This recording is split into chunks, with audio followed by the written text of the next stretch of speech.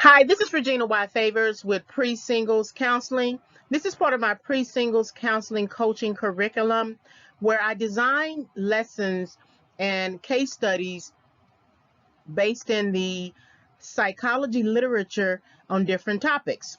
This Pre-Singles Counseling is targeted to three types of individuals.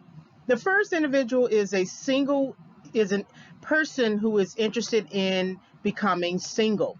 That means that person is not necessarily interested in dating or entering the marriage market. The second individual is a single individual who is interested in entering the dating market. And then the last individual is a single dating individual who is interested in marriage. So take some time to listen to this lesson and or case study. Please leave a comment and I will reply. In addition, please consider subscribing to the channel. Hit the notification bell if you are interested in further topics. This is Pre-Singles Counseling, a Pre-Singles Counseling coaching curriculum. Thank you for visiting the channel. This lesson is subject to fair use, where I will comment, criticize, offer research, as well as teach and provide scholarship.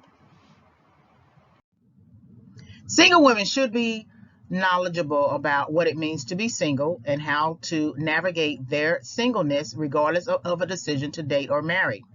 This means that single women should take the necessary time to learn about their singleness, set academic, professional, and personal goals, and contemplate whether they are ready to enter the dating market.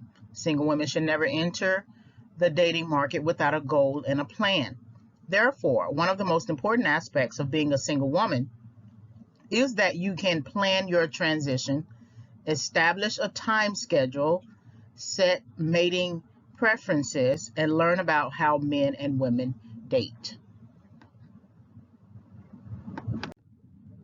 Pre-singles counseling is based in a decision to enter or exit singleness.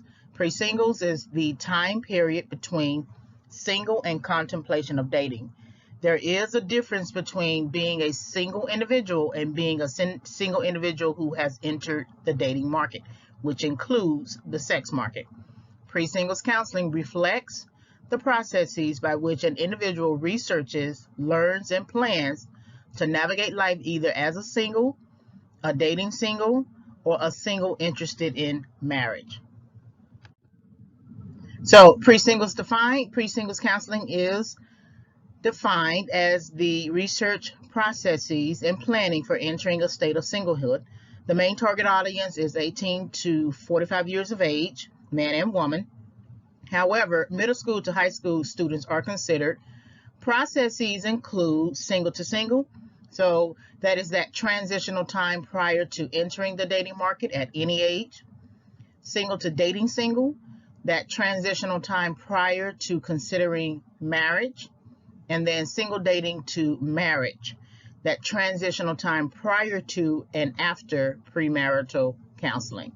Pre-singles counseling is the immediate strategy of adopting life plans to manage the self as a responsible individual adult up to and including a major life change. So here are some pre-lecture discussion questions. So are you single? This question means single without separation or dating rotation or on again, off again, boyfriend, or any other romantic relationship, including rebounding and dating. Why are you single? Are you enduring a recent separation from a romantic partner? Do you plan to remain single? What are your plans to change from single to a member of a romantic couple or marriage? Do you have a financial plan as a single woman?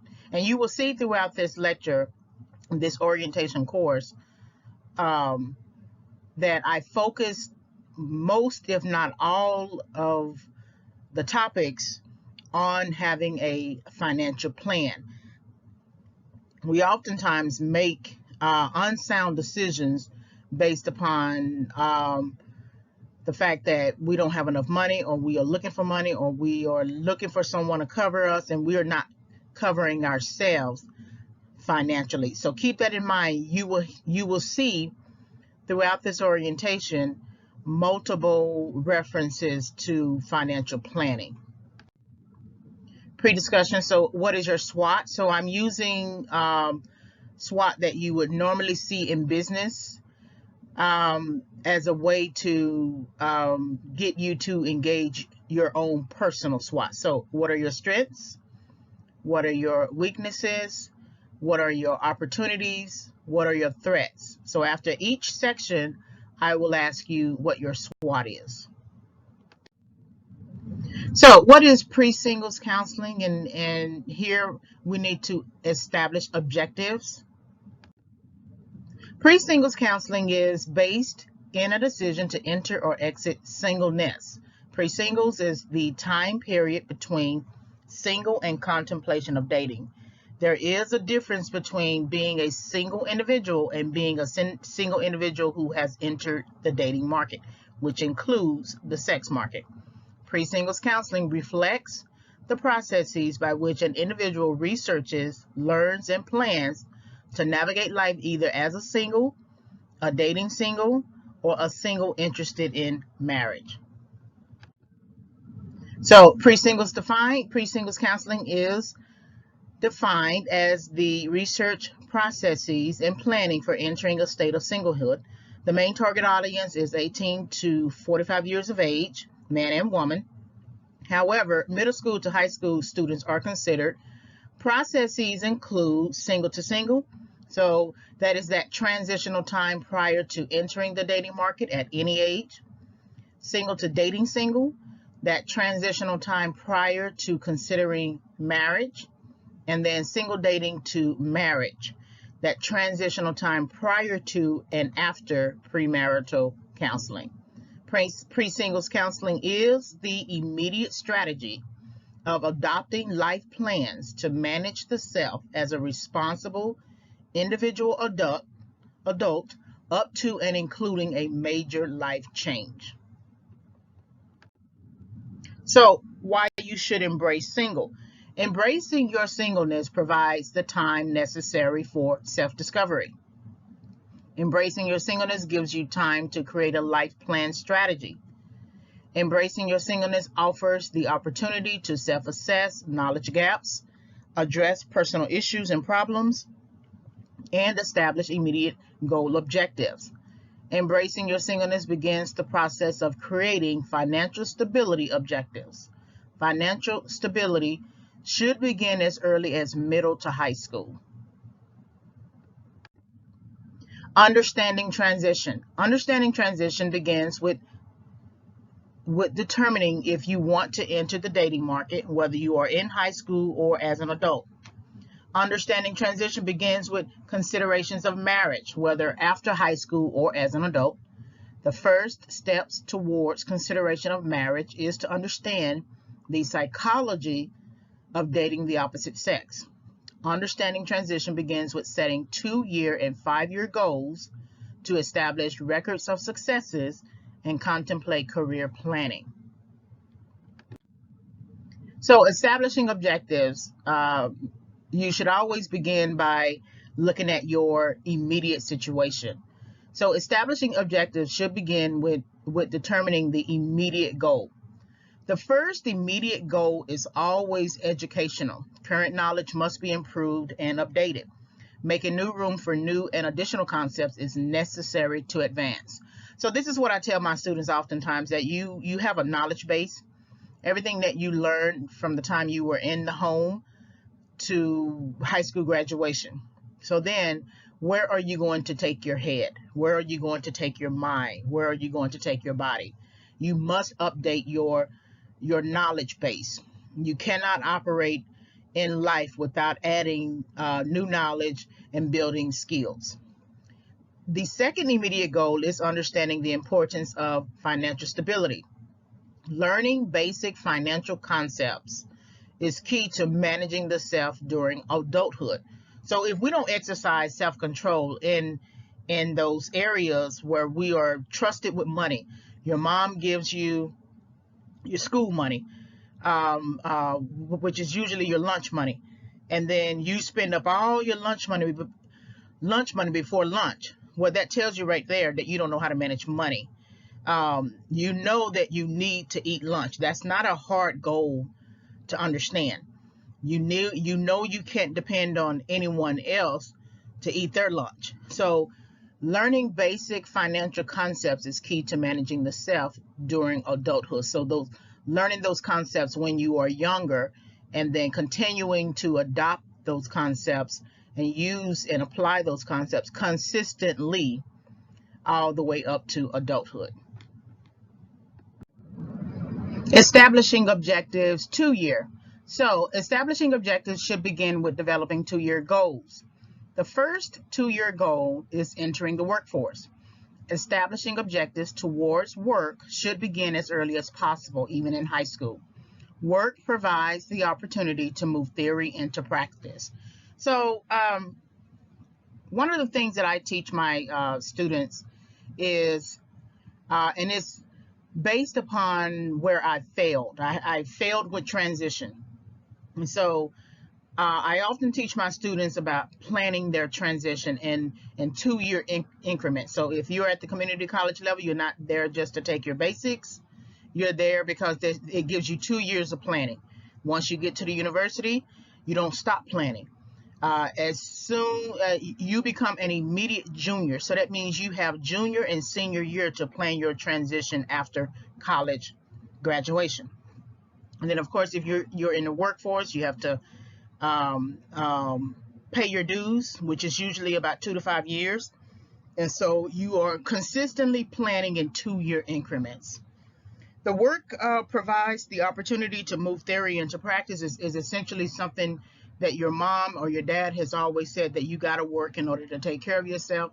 So then you go and find a job, and that puts whatever they have said about work into practice. The second 2-year goal is managing income and expenses.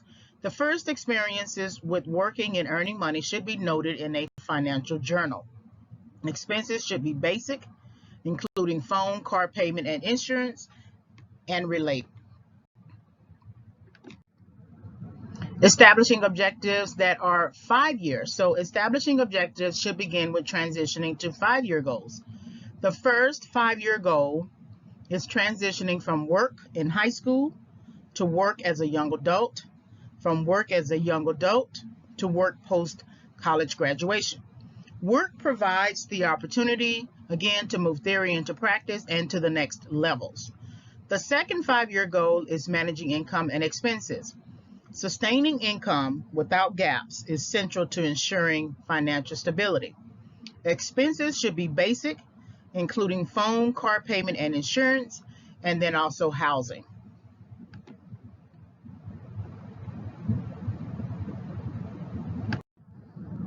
Knowledge check. So general planning. Considering your academic, professional, and personal goals, especially in pursuit of financial stability, answer the following. What are your general planning strengths? What are your general planning weaknesses? What are your general planning opportunities? And what are your general planning threats? So, not all of us are very skilled at planning, but we have been known to create a grocery list. We have been known to create a checklist. We have been known to follow and have been exposed to some element of planning by doing some step-by-step ordering of something. So just in a general understanding of planning, we're not talking about specifics, we're not talking about context specific or environment specific, but just you yourself, you living with yourself, your understanding and understanding that you can procrastinate at times. What are your general planning strengths? Where do you plan well? Maybe pick a particular thing that you tend to plan well. So if you know you want to get on a basketball team, you know that you have to get up early in the morning to go practice, right? And you have to put in the hours to go practice, and then you go exercise. You make sure you eat something.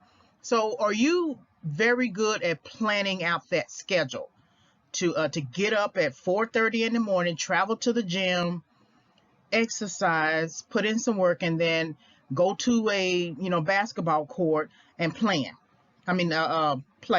right? Practice. Is that a strength for you? If What will be a weakness in that regard? Weakness might be you get bored easily.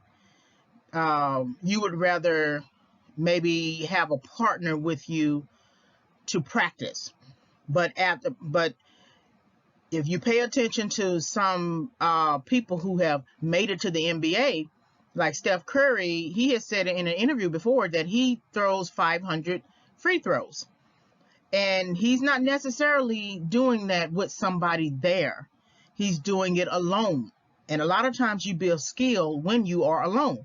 So you would have to confront that weakness to want to have somebody there as a practicing partner.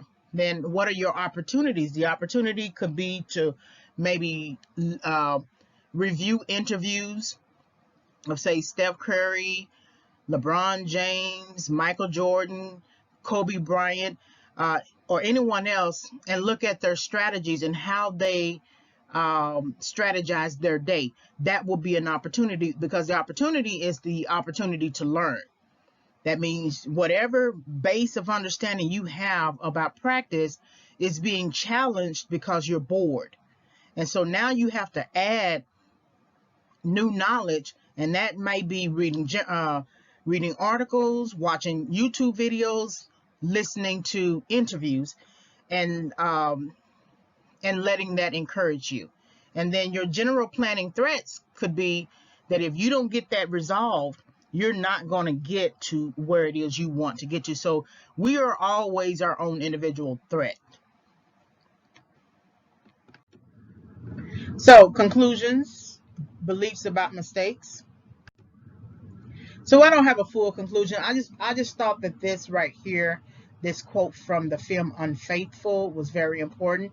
When I put this presentation together, I thought about it. The movie had just come on HBO, so it was very fresh in my mind. But this is the conversation that Paul Vartan is having with Connie Sumner in Unfaithful.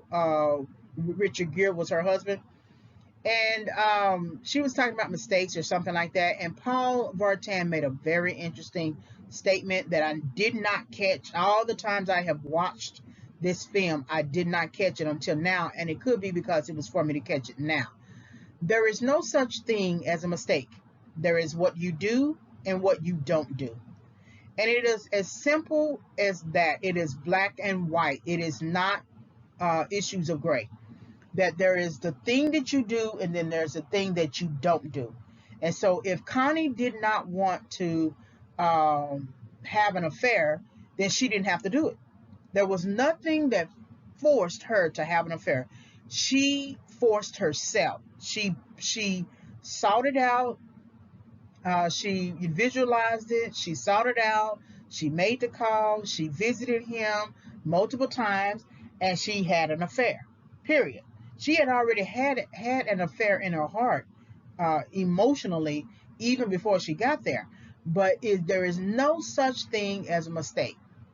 There is what you do and what you don't do, and that's what I want to leave you with. That even if we're not talking about affairs in this pre-singles counseling coaching curriculum orientation, that if you find yourself getting into the dating market and the sex market, and then you get pregnant or something like that, and you didn't intend for that. You say that out loud. I didn't intend for that. I wasn't planning for that. Well, you actually were planning for that, because if you didn't use any protection, right, you were planning for it. But this is something, if you date with purpose, if you date with a goal, as a single individual, this will help you to hedge against that particular issue.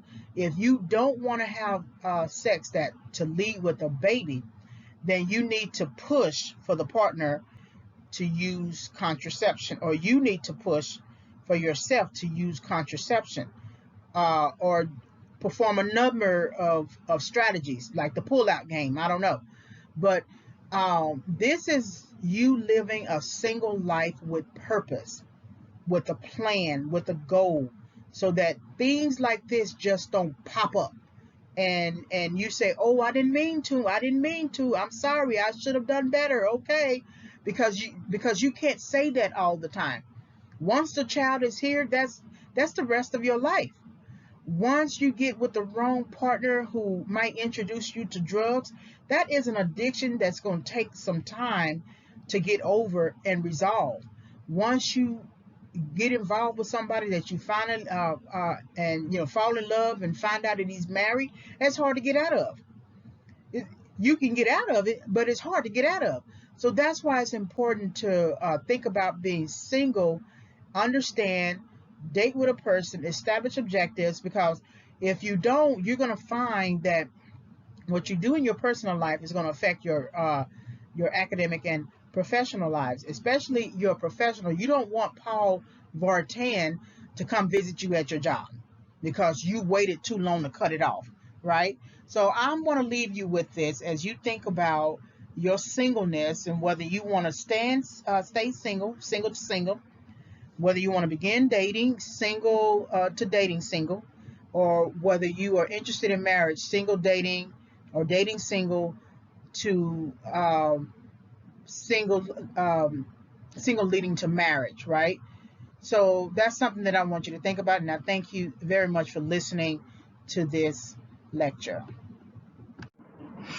All right, so hopefully you were able to gain insight from this video discussion. Please like, subscribe, and visit. So please like the video, hit the notification bell for more discussions. I am re-uploading all of my audios, so I needed to make some changes to them. You can visit my website for more content at reginayfavors.com. If you want to send me an email, you can send an email reginayfavors@yahoo.com. Please also purchase the book. It's going to come out in spring 2021. So I had to make changes to my book to update it, and I also updated the title. So the original title was Bait, Hook, and Switch: Confessions of a Rebound Girl, and I have updated the title to Toxic Encounters: Why People Pursue Rebound Relationships. So right now I'm still basically editing it, and I want to make it available in spring 2021. So thank you very much for visiting my channel, and I am Regina Y. Favors. Have a great day.